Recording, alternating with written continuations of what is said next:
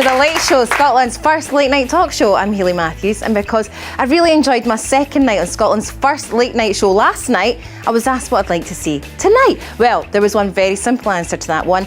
Animals, loads of them. So ladies and gentlemen, welcome to another Late Show Wild Wednesday. Let's meet some animals! Every woman loves her smellies. Orla, the baby skunk, she's on the show. She's adorable. And there's nothing worse than smelly feet, except maybe 1,000 smelly feet. Millie the Millipede's on the show! But enough smelly, I want something cuddly, like Kevin, the wee tenrick. He's on the show! And of course, this wouldn't be The Late Show without a sting in the tail, although I hope that doesn't mean literally. Fluffy, the Bernese python. He's on the show, all 10 feet of him. So that's the 4 guests. Here come the 2 experts, animal experts. Sean Carr and Chelsea Snedden are back on the show. And as ever, we've been out asking you all about the big issues of the day. Like, if you came back as an animal in your next life, what would it be and why? Could you imagine what it'd be like to fly? No. But hang on, there's a big issue for you, rubbish. Why is there so much crap on our streets? And what are we going to do about it? Well, time for a top ad, man.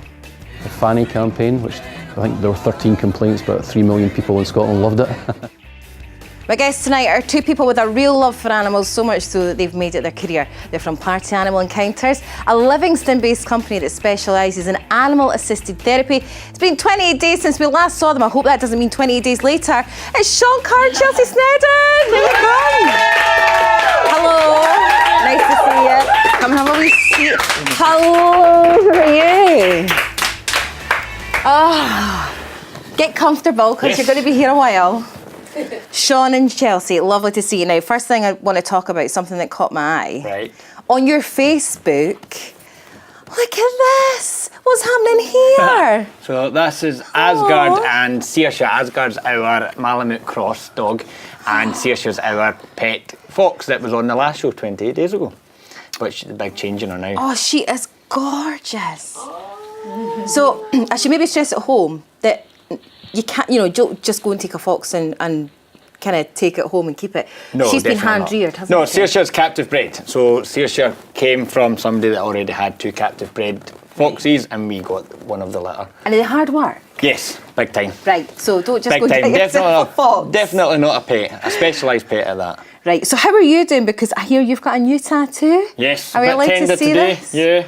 Oh, when did you get Bit it? tender today. Yesterday. I got it done yesterday. Loving it. Absolutely loving it. Lovely. Well, we'll come back to that in a minute. But before we meet all the animals tonight, I've been out and about asking about your inner animal, or rather, the animal that you'd like to be if you came back as one. Only if you're good enough, of course. If you could come back in your next life as an animal, what would it be? A house cat, Why is that? because they have the best life.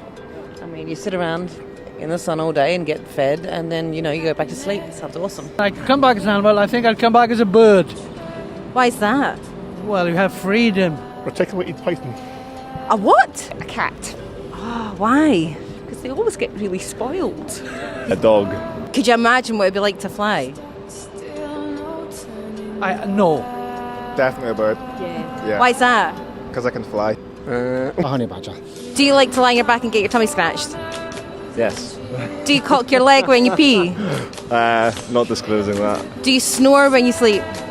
Potentially. Like a gannet? No, not a gannet. They poo everywhere. Well, I've got nothing. I don't know anything about gannets' lifestyles, but I don't think they're bad people. I see you more as a polar bear man myself. I got called Blue the Bear. That's my nickname. What's the hair? I think you make a great dog. Enjoy your next life as a dog. Puffin? Are we puffin? You're making the decisions now. I know I am. Yeah, what would you be? I would be a hippo. And what kind of stuff do they spend their day doing? Eating and fighting. Looking after its young. So it's a bit like us. Yeah, exactly. Have fun in your next life as a penguin or a cat. Thank you very much. Hopefully not half and half. Now that would be cool. Yeah, like Lion the Witch in the Wardrobe. What was that What half? would it be, the top half or the bottom half? Bottom half of both. Oh, that would be awesome. Or the top half of both.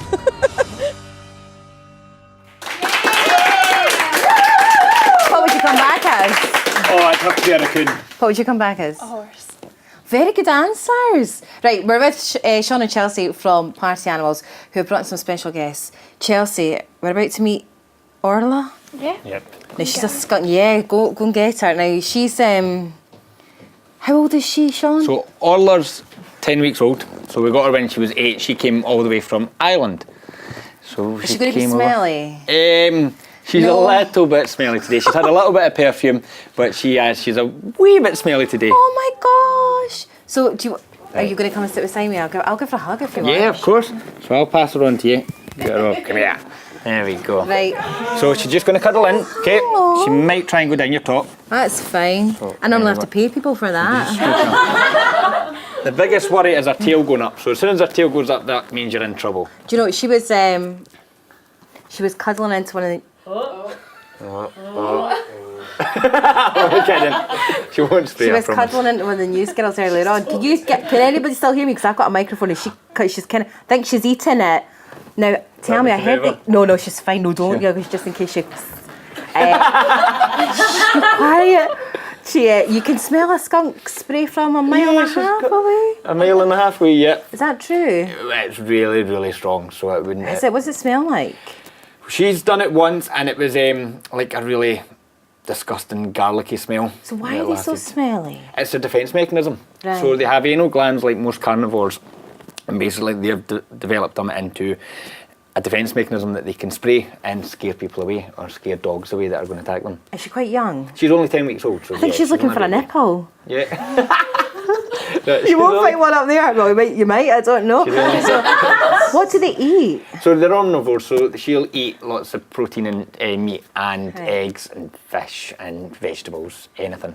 Like, be honest, is she one of your favourites? Because she's very, very cute. She's very cuddly. She has been coming into bed with me most nights for an hour, just for a wee cuddle. We watch the telly together before she gets put back in her cage. What about you, Chelsea? Do you think is she as cute as Kevin?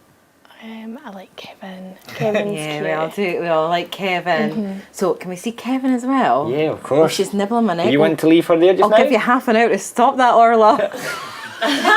No, just leave her there. That's Do you want to fine. leave her there? Yeah. That's fine. Right, we'll get Kevin down. She'll just go to sleep there. That's fine. Stops you from getting the tarantula out anyway. Can't be any worse than you. Now, And tell me about. Oh yeah, I know.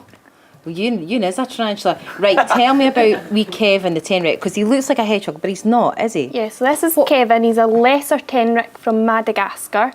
And he does look really like a hedgehog, but they're not actually related. Right. So the biggest difference is that these guys can climb. You can see, and hedgehogs can't do any climbing. But they've both got spikes, and they can both roll into a ball. So what makes him a good therapy animal? Because I'm feeling some therapy here from Orla, to be honest. But what about Kevin? What makes him a good therapy animal? Because tenrics are so friendly by nature, he's amazing with the children, and also like working with the therapy children, kids with autism, it's really good for them. It's different textures for Right. them to feel. He's spikes and he's got a really soft tummy. So do you find some of the kids quite shy that you go and speak to, and that maybe brings them out their shell with yeah, taking you the have to. animals That's the reason we started animal therapy, is because it gave us a talking point, a starting point, using the animals. The animals don't judge. The animals are just, they don't care what's happening around them. They just want love and attention, just like the child does. When adults go into the room straight away, they're judging the child. No matter how much you don't want to, you judge the child.